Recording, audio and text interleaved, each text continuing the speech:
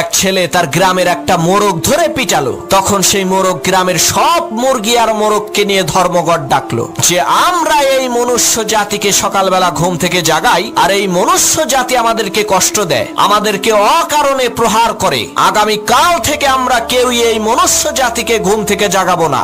দেখি ওরা কি করে কাজকর্ম করে খায়। যে কথা সেই কাজ। তারপরের দিন সকালে সেই গ্রামের একটা মোরগও ডাকাডাকি করলো না, চুপ করে রইল। কিন্তু তারা ক্ষোভ থেকে বের হয়ে দেখলো এ কি অবাক কাণ্ড, গ্রামের সব মানুষ ঘুম থেকে উঠে তারা তাদের কাজকর্ম করছে। তখন গ্রামের সকল মুরগি আর মোরগ বুঝতে পারলো আমরা যদি না থাকি, বাকবাকুম করে না ডাকি, তাহলে মানুষের জীবন ধারায় কোনো পরিবর্তন হবে না। ঠিক একই ভাবে বন্ধু, তুমিও যদি না থাকো এই পৃথিবীর কিছুই আসবে যাবে না। তুমি তো ভালো, পৃথিবীর বিশাল বড় রাজা বাদশা নবী রাসূল তারাও চলে গেছে, তাই বলে কি পৃথিবী থেমে আছে? পৃথিবী তার আপন গতিতে চলছে আর কিয়ামত পর্যন্ত।